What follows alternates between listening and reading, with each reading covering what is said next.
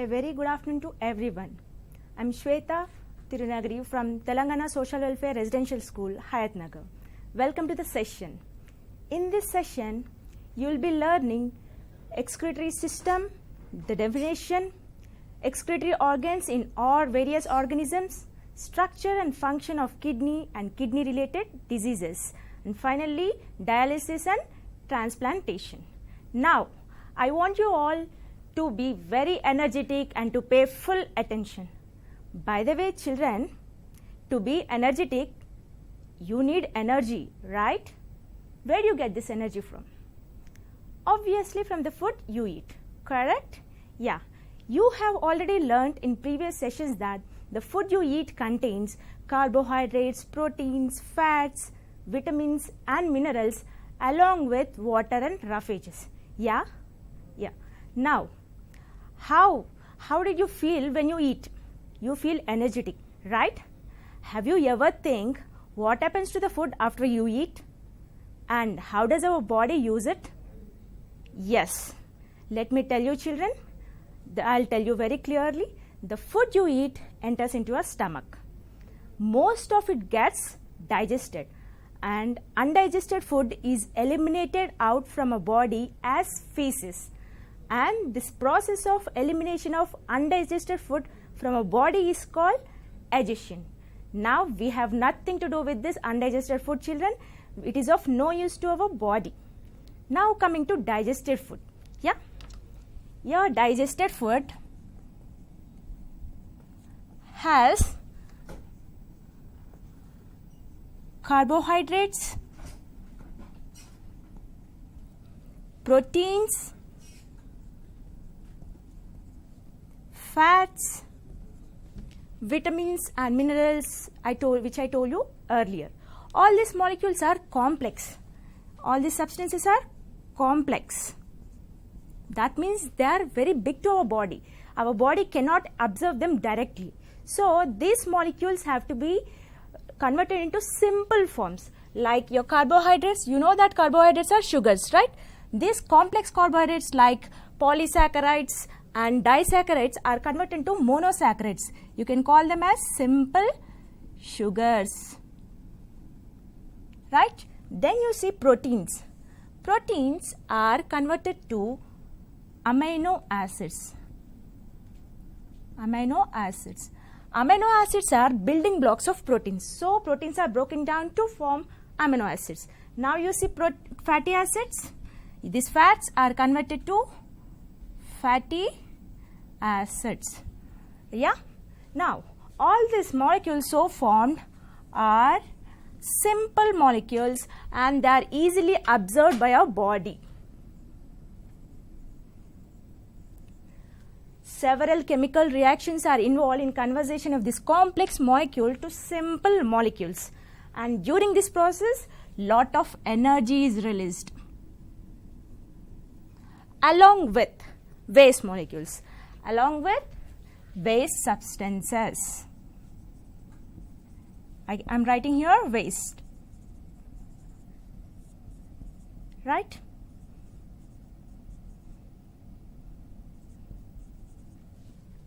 All these molecules, all these reactions which are involved in conversion of complex molecules to simple molecules are called metabolic reactions, and the waste which are produced during these reactions are called metabolic waste. So these reactions are called metabolic reactions, and the waste which are produced are called metabolic waste. You can call this metabolic waste as toxins or waste substances, or you can call them as simply waste substances and harmful substances. They are really harmful to us. Now just look at the slide, children. Yeah, in very first slide, you look at this slide, you notice the food you eat contains carbohydrates from rice, proteins from meat, fats from your fatty acid, fats, right? These molecules, these substances, complex molecules are converted to simple molecules. Like your complex carbohydrates are converted to simple sugars, and your proteins are converted to amino acids, and fats are converted to fatty acids. These chemical reactions involved are called metabolic reactions, and the waste which are produced during this reaction are called metabolic waste. This metabolic waste includes nitrogenous waste, carbon waste, phosphates and sulfates. Let's check the second slide. Most of the food we eat is digested, which I told you already, and the undigested food is eliminated through a process called digestion. Digested food undergoes further chemical reactions to form simple metabolites, and during this process waste substances have released. Right? Now children, here just imagine how you clean your house. Yeah? You clean your house with broomstick or something. You collect all the waste material. You put it in dustbin. From dustbin, you throw this dust outside in the garbage bin. Further, it is taken care by municipality people. Right? Now, this is how the waste produced in your house is removed. Just think, what if the house produced in your house is not removed? The waste produced in your house is not removed and is trapped in your house only. Can you imagine what happens to your house? Let me tell you, your house slowly starts to stink. It smells bad, and finally it becomes no more suitable for living. Right? In the same way, our body also produces some waste which are really harmful, and we have to get rid of this waste. Yeah, this waste we have discussed, they are metabolic waste. Now, the major question comes, who does this job? The major question comes that, who does this job and who removes waste from our body? Right. The question comes here, who does this job of removal of waste from our body? Who removes waste from our body? Yeah, let me tell you children, our body is so wonderfully designed that we have different systems to perform various jobs, right? We have circulatory system for blood circulation, we have digestive system for digestion. In the same way, we have skeletal system for muscle support. In the same way, we have specialized system for removal of waste from our body, and it is called excretory system. And the process of removal of waste from our body is called excretion. Right? Look at the slide, children. This is your slide. The definition of excretion here go. Excretion is biological process by which metabolic waste is eliminated from an organism. The system involved in this is called excretory system. Right? Now, we have studied what are metabolic waste, and we have studied what is excretion and what are excretory systems. Now we will see various excretory systems in humans. Right? Let's go.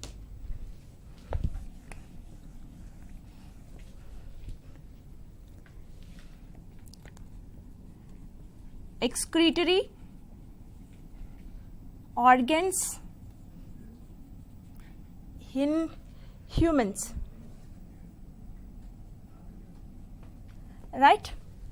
Excretory organs in humans. Yeah.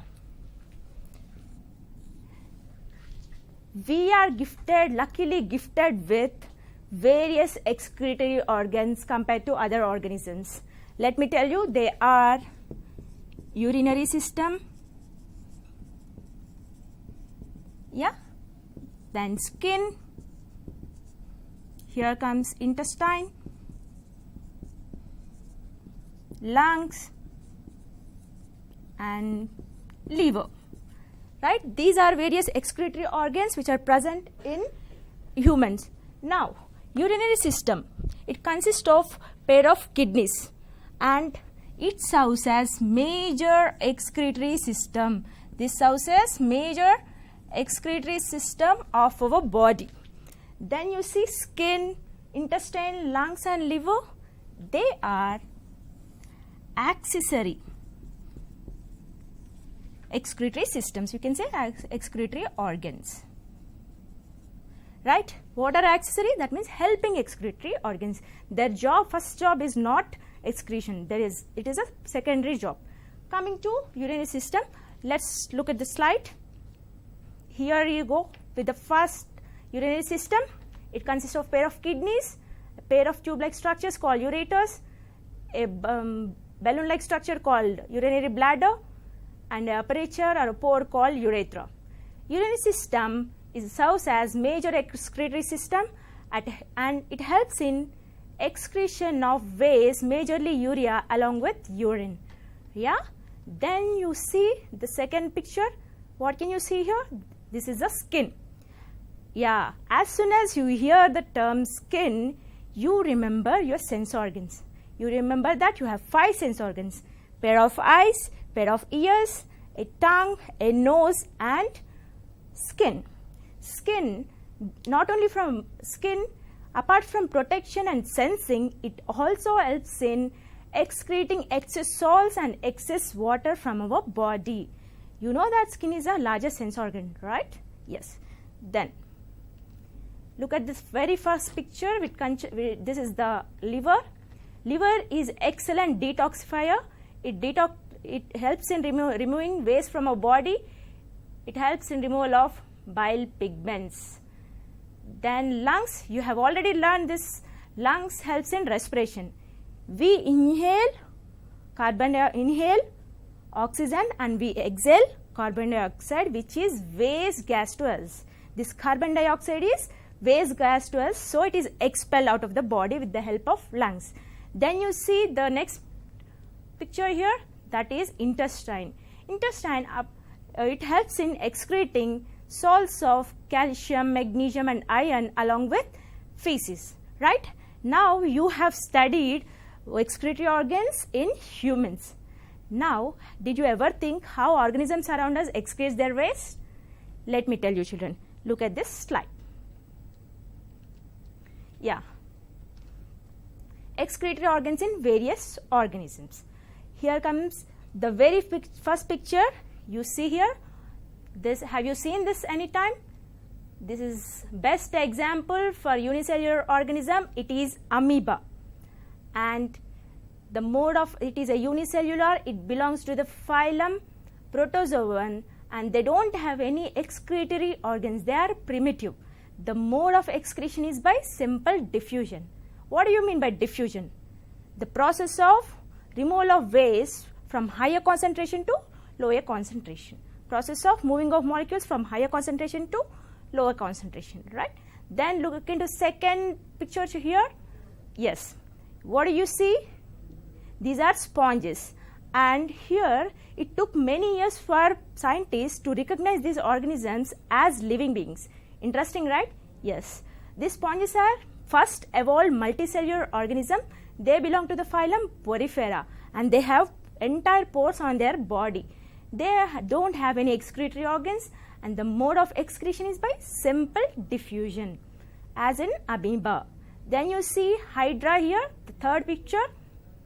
It is a multicellular organism and belongs to the phylum Coelenterata, and they too don't have any special excretory organs. The mode of excretion is by simple diffusion. So in this slide you can see amoeba, sponges and Hydra, all of them excrete by simple diffusion. They don't have any excretory organs. Then look at the second picture. Here go. What can you see? Scary, right?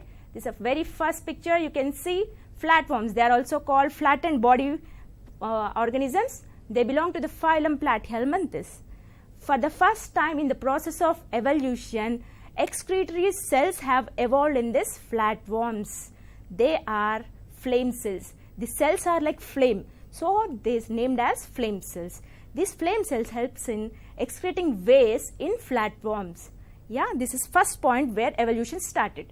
Then you see roundworms. Can you see this image? These are present in our stomach. Do you know that? Yes, they infect our stomach, especially digestive system. They are none other than roundworms. They are multicellular and they belong to the phylum Cnidaria, and they excrete waste with the help of rennet glands. Here you go with the third slide. You are very much familiar with this, right? Whenever it rains, this comes out. What are these? Earthworms, right?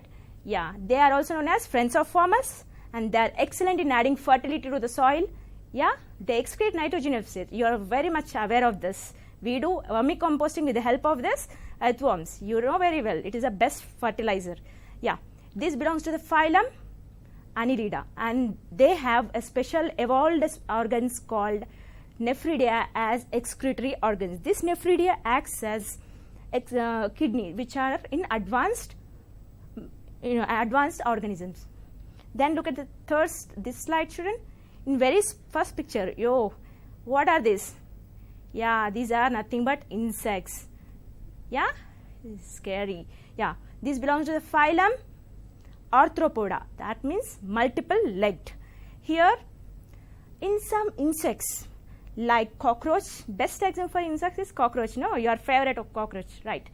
Cockroach, locust, honeybee, butterfly, your grasshopper, all these have excretory organs called Malpighian bodies, Malpighian tubules, right?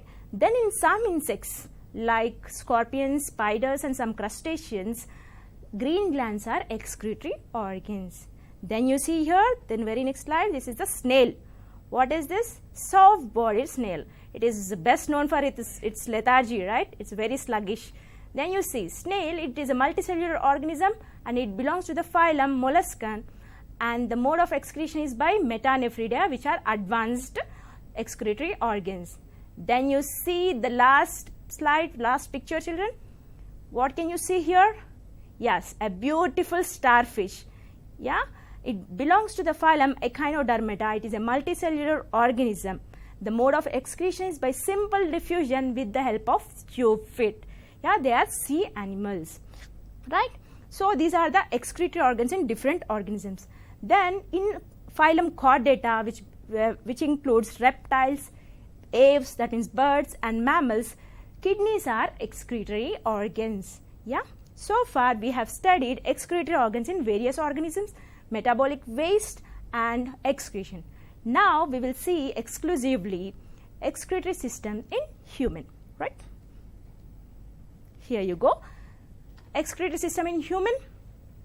It consists of pair of kidneys, 2 ureters, 1 bladder and 1 urethra, right? These are the 2 kidneys. Now look at this. This is the structure of kidney. It is reddish brown in color. Yeah, have you seen this? Kidneys anytime? Yeah. This is reddish brown in color. They are bean shaped. Have you eaten beans anytime? Yeah, this is bean shaped. And they are located dorsoventral side of your body, just attached to either side of your spine, just below your rib cage, right? They are attached to dorsal side of your body, each on either side of your backbone, just below your rib cage, right? Each kidney is 9 centimeters in length, 4 centimeters in breadth and 5 centimeters in thickness. This is external structure of kidney, children. Now let's see what is LS, that means longitudinal structure of kidney, in detail. Here you go. Structure of kidney. This is internal structure of kidney. You can say LS structure of kidney. The outermost region is called cortex. The middle region is which consists of pyramids, cone shaped. They are called medulla. It is called medulla. And the innermost region is called pelvis. Yes, each kidney is attached to a renal artery. This renal artery helps in bringing oxygenated blood from your heart to your kidney, and your kidney is attached to a renal vein, the blue color one. This renal vein helps in collecting deoxygenated blood from your kidney to your heart, right? Then a ureter starts at this point. At the point where pelvis ends and ureters extends, right? This place where blood vessels, ureter and nerves attached to your kidney is called hilum. This is called hilum, right? Each kidney has about 1 million small microscopic structures called nephrons. They are called, here you can see nephrons. They are present in cortex region and extended into medullary region. Yeah, this is your internal structure, children. The outermost region, which is rich in blood vessel, is called your cortex. The middle pyramid shaped structure, it is called medulla, and the innermost region which is called collecting chamber, is called pelvis. Then a renal artery is attached to each kidney, a renal vein is attached, and a ureter begins it is a start point for your ureters, right? Yes. Now let's look into the small microscopic structure. Children, as I told you, nephrons are small structures, microscopic structures which are present in your kidney. There are about 1 million microscopic structures called nephrons in cortex region of your kidney. These nephrons are actually structural and functional unit of kidney. This is the place where actual urine formation, actual blood filtration takes place, and elimination of waste from your body takes place. This is the place where actual formation of urine takes place, right? So it is very, very important to a kidney. Let's look into structure of nephron. We are discussing structure of nephron, right? Here you go. Try to draw with me. A cup-like structure, right, with an incoming arteriole which forms tuft of blood vessels, and with an outgoing arteriole called afferent arteriole. Then a tube-like structure which is much convoluted, that means much twisted at first, then it extends as a hairpin-like structure with a hairpin bend,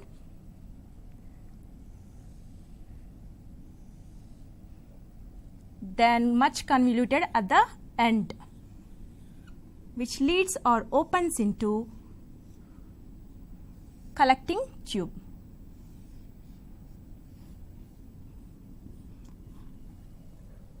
And this arteriole forms a network around this tubule, which finally this arteriole exit as venule, renal artery, then this is venule, right? Here a cup-like structure here is called Bowman's capsule, right? Then a tuft of blood vessels with an incoming arteriole called afferent arteriole, and with an outgoing arteriole called afferent arteriole.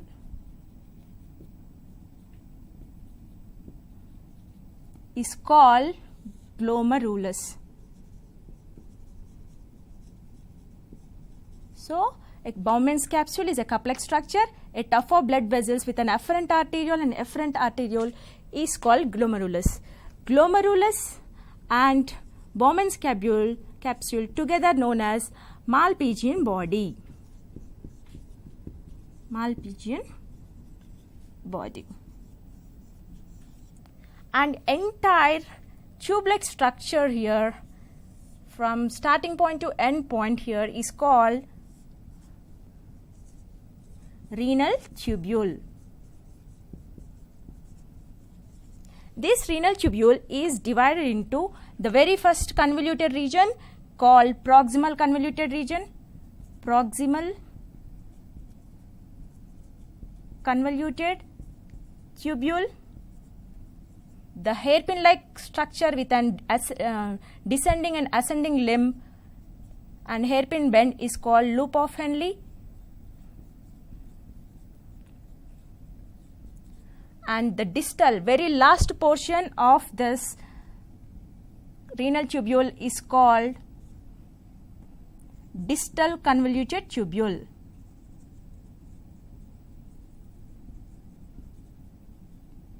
Which opens into collecting duct, right? Collecting duct is not a part of nephron. They are present in medullary region of your kidney. Now, here this structure, cup-like structure with glomerulus together known as Malpighian body, the entire tube-like structure is called renal tubule. So, each nephron is divided into two regions. The first Malpighian body and the second renal tubule. Now, for further clarity, look at the slide. Structure of nephron. Malpighian body has two parts, a cup-like structure called Bowman's capsule, a tuft of blood vessels called glomerulus, right? Then a renal tubule, the entire convoluted part with a loop with a hairpin-like structure is called renal tubule. The very first region is called proximal convoluted tubule.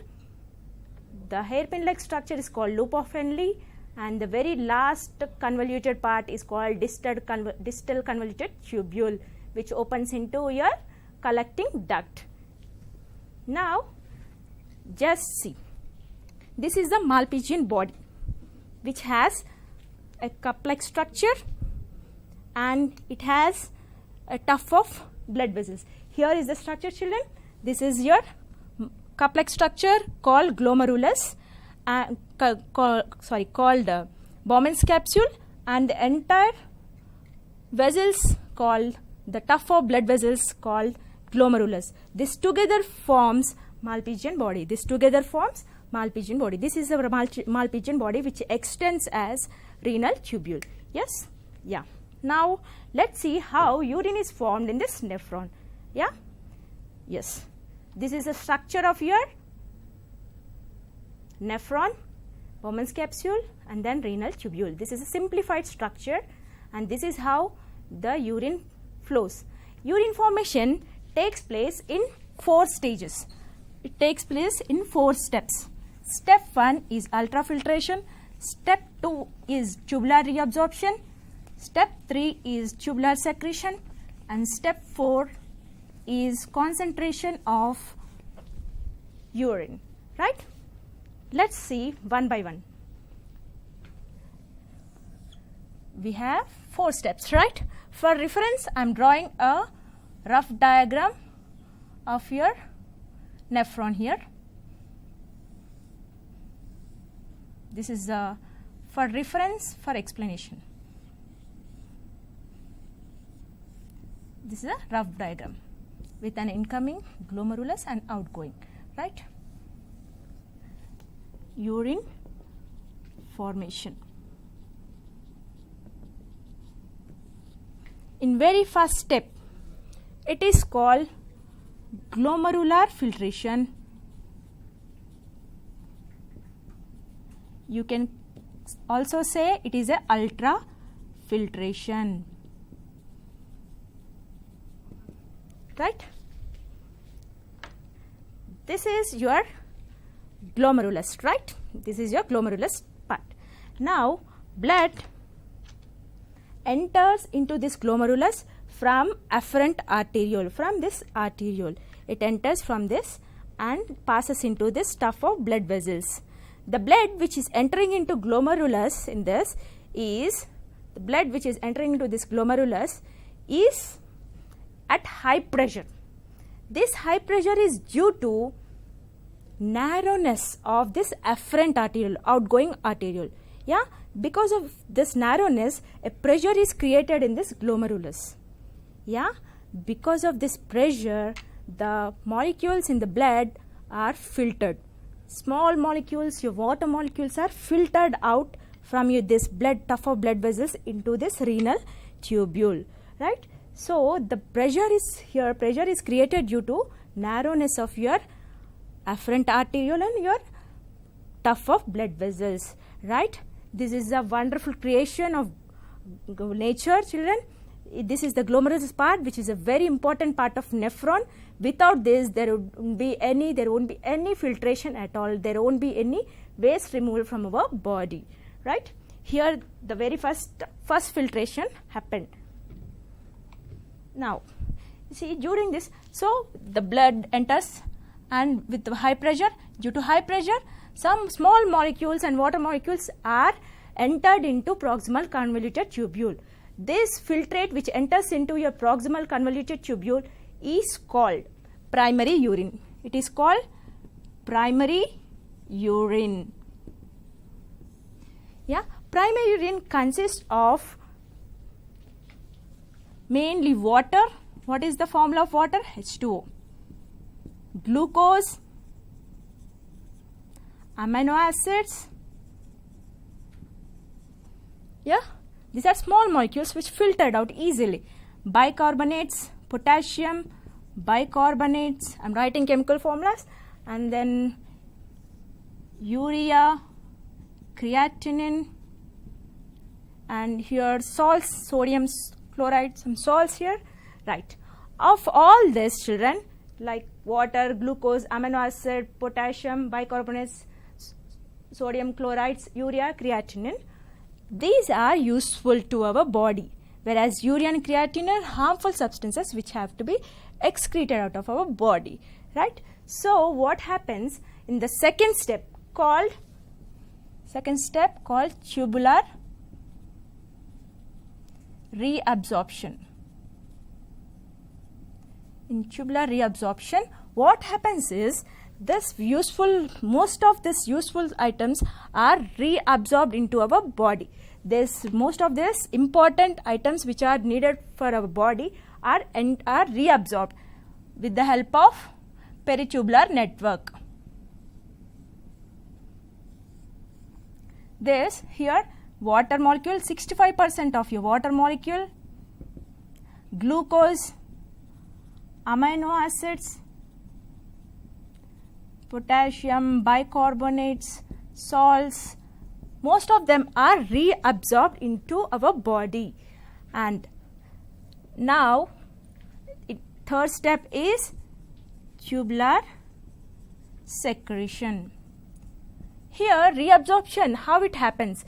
A peritubular network is formed around the nephron, right? So blood takes these useful molecules from your renal tubule into blood capillaries. That is how waste molecule from your useful molecules from your renal tubule or primary urine is reabsorbed into your blood capillaries, right? Coming to tubular secretion. In tubular reabsorption, useful items are taken into our body. Now in tubular secretion, the leftover harmful substances like creatinine and urea are secreted back into renal tubule. Yes, like urea, creatinine, some salts are secreted back into renal tubule from peritubular network, right? This is what happens in tubular secretion. So in tubular reabsorption, useful items are regained from primary urine. In tubular secretion, harmful substance from your blood capillaries, leftover harmful substance from your blood capillaries are passed into your renal tubule. Coming to the fourth step, concentration of urine. Most of the water is absorbed when primary urine passes from proximal convoluted tubule to distal convoluted tubule. Most of the water is reabsorbed. The leftover water, the remaining water also will be absorbed with the help of two hormones called aldosterone. Yes, the second one is antidiuretic hormone which is called vasopressin. So with the help of these two hormones, the water from your urine is reabsorbed. Aldosterone helps in controlling right amount of water excretion along with urine. Coming to antidiuretic hormone, it is also called vasopressin and it is also called water conserving hormone. This hormone helps in reabsorption of water from your primary urine at distal convoluted tubule into your peritubular network. That is how urine is formed in 4 stages. Yeah. Now let's see the urine formed has the composition. Let's see the composition of urine. Here urine composition. The urine so formed in your nephron has composition like 96% of water, 2.5% of organic substances and 1.5% of inorganic substances. I told you the substances which have to be get rid of from our body or which have to be eliminated from body are mainly urea, ammonia, uric acid, these are nitrogenous compound, creatinine, then bile pigments, excess water, excess salts, excess vitamins, right? These are the substances that we need to get rid of from our body. These substances are nothing but metabolic waste. These are eliminated along with urine. Yeah? Now, the urine so formed enters into pelvis region of your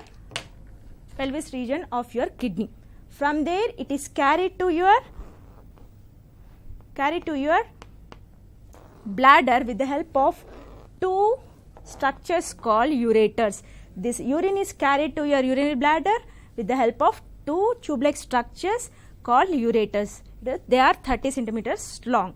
Now the urine is temporarily stored in this bladder. This bladder is distensible or flexible, right? This bladder, then from this bladder urine is passed out through aperture or pore called urethra. In females it is 4 centimeters long and in male it is about 20 centimeters long. Now about 1.6 to 1.8 liters of urine is formed per day. 1.6 to 1.8 liters of urine is formed per day. And this urine is temporarily stored in your bladder, which I told you. The capacity of urinary bladder is about 700 to 800 ml. But the urge for urination starts when your bladder is filled with 300 to 400 ml of urine. Right? Children, you know, we can hold urine for some time. This is possible because there are 2 sphincters around the neck of your bladder. Here you go. There are 2 sphincters around the neck of your bladder which helps us to hold urine for some time.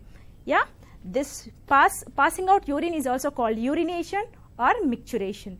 This controlling of urine is not seen in children, but it is slowly perceived, right? Now we will see the functions of kidney here. Look at the functions. The overall so far we have studied structure and function of kidneys. Now we'll see the function of kidneys.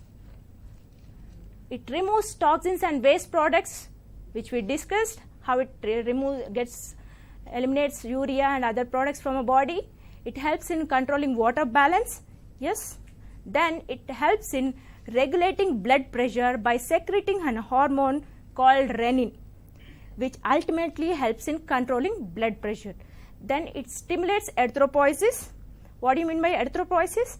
Red blood cell production by secreting erythropoietin, which is called EPO. Then it helps in activation of vitamin D. The vitamins that we take from food or along with some food and from sun, they are in inactive state, right? They are activated with the help of kidneys. So far we have studied structure and function of kidney. Now children, yeah, you now understood very well that how kidneys are helpful to us, how important they are and how they eliminates waste from our body, right? Now, what if your kidneys doesn't function, or if they are failed, or if they are diseased? Your body will be filled with metabolic waste, which are very harmful, you can say toxic, and finally it leads to death. Yeah, let's see some of the types of diseases related to kidney. Here you go: acute kidney disease, chronic kidney disease, end stage renal kidney disease. What is acute kidney disease? Acute means sudden. A sudden loss of kidney function that may be due to accidents, or maybe due to fever or illness, or maybe due to over drugs or over toxins in our body. Yeah, then you see chronic kidney disease here. This is a long term and slow process where your kidney loses its ability to function. Yeah, mainly it is seen in some diabetic patients or some diseased persons. Now you see end stage renal disease. This is end stage, that means last stage of kidney, when the kidney is completely and permanently shut down. So your kidneys are no more at function now, at end stage renal disease. This is due to chronic diseases. Due to chronic diseases, it leads slowly to end stage renal diseases. Let's see some of the common kidney diseases that we see in our daily life. You are very much familiar with kidney stones, yeah? You say that kidney stones, you might have heard many times. What are kidney stones, children? Yeah, stones means not real stones. Yeah, these are not the stones which you see outside. These are the deposits of calcium oxalates and calcium phosphates, which are also known as calculi in your kidneys. This is due to high amount of nutrients, like high amount of vitamins, high amount of minerals in your kidneys. Yeah. Then coming to glomerulonephritis. As soon as you see this term glomerulonephritis, you understood it is related to nephron, right? It is nothing but it is inflammation caused to your glomerulus. So this part will be inflamed. Yeah, this leads to malfunctioning of your nephron and then your kidney. Then you see here polycystic kidney disease. It is nothing but clusters of sacs or small bags around your kidneys. A small bag or clusters around your kidney, which leads to kidney malfunctioning. Here you go, a small bubble-like structure you can see, a small cluster of bubbles which form sac-like structure on the kidney. This leads to polycystic kidney diseases, right? Now, here you go, urinary tract infection. It is a microbial infection caused to your urethra or ureters, or finally to your bladder, and in severe conditions to your kidney also. This is due to microbial infection, mainly due to bacterial infection. So you should be very neat and tidy when you go to your washroom. Your washroom area should be very neat and tight. Okay, now you see here uremia. This is the condition where you see high amount of urea in your blood. This is the condition when your kidneys doesn't function well, right? There are many other diseases. These are the common diseases. Now we will see how causes of kidney diseases and kidney failure. 44% of kidney diseases and kidney failure is due to diabetes, and 29% is due to high blood pressure, and 1.6% is due to polycystic kidney disease, which we discussed earlier. 7% is glomerulonephritis, and finally 18% is due to other reasons, maybe like your alcoholism, yeah, bad habits, right? Then we will see now how can we help persons suffering from kidney failure. They are at loss, finally their kidneys are permanently shut down. How can we expand their lifespan, and how can we save them from death, and how can we expand their lifespan? So there are two best methods, namely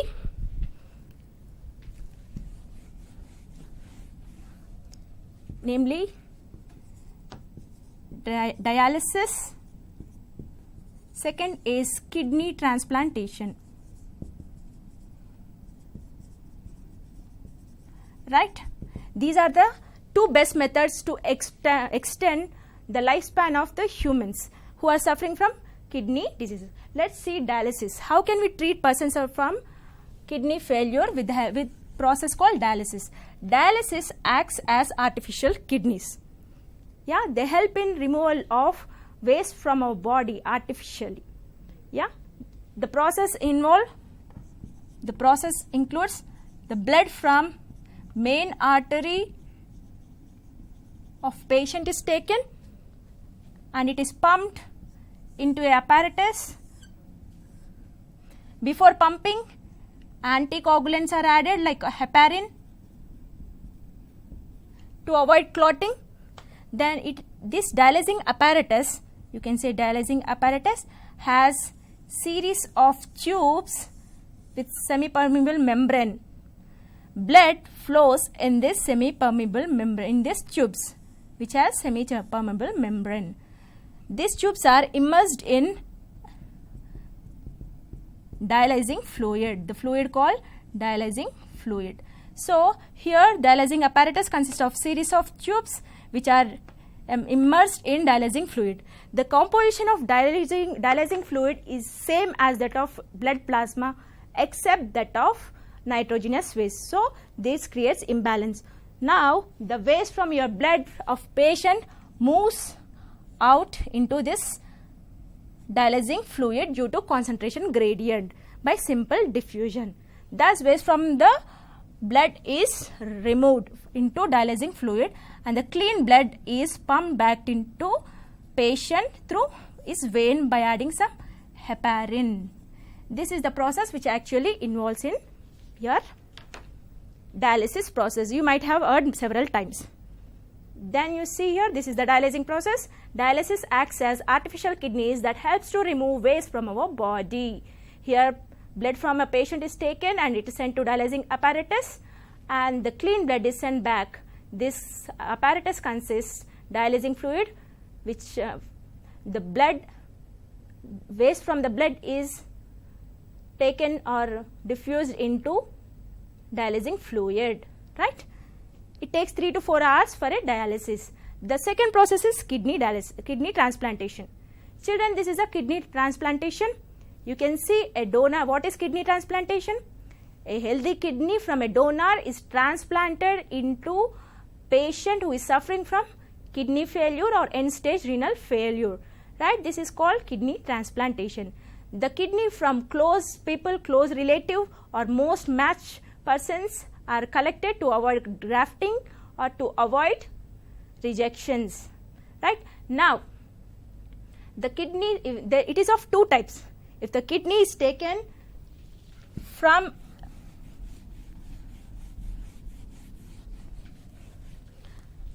it is of two types. Kidney transplantation is of two types. Donor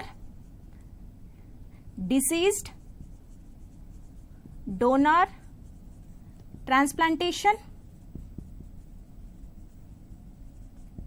live donor transplantation. Here children, if the kidney is taken from a live dead person and is transferred into patient suffering from end-stage renal disease, it is called disease donor transplantation, DDT. And if the kidney is taken from live person and is donated into and it is transferred into kidney failure patient, it is called live donor transplantation. If kidney transplantation is done prior to the dialysis process, it is called preemptive dialysis process. I can say that kidney donation or organ donation indeed a novel deed. Yeah, so far we have studied what is excretion, how kidneys are helpful, and nephrons as structural and functional units of your kidney. Yes, and we have studied various excretory organs in organisms, and finally kidney related diseases, dialysis, kidney transplantation. This is your last slide children. This is a social awareness slide. What is the caption here? Allow life to thrive, don't drink and drive. Yeah, think before you drink. You know very well that kidney injurious to our body. Drinking is injurious to our body, right? It affects our body, like it leads to heart damage, it leads to liver damage, it leads to kidney related problems, you lose your smart thinking. It finally leads to behavioral change also. So I'll say that it is a man's worst enemy. Now children, you have capacity to build the nation, and you are the heroes of the nation, right? You know the effects of alcoholism and try to convey to the people in best possible way. Yes, and finally I say that please stay out of alcoholism. Yes, very good. Now you see the final project, your project. The kind of food you eat could be one of the reasons for kidney diseases. Identify the food items that you need to avoid to escape from kidney diseases. So here in this question, you need to identify the food which leads to kidney diseases and write about it and try to draw the pictures of that food items. Then you see the second project, collect information about dialysis and kidney transplantation. I already discussed this, and you need to collect more information using various resources like net or paper or articles, etc. Yeah, thank you one and all, and thank you. It's a pleasure working with Jnana Diksha team. Thank you one and all.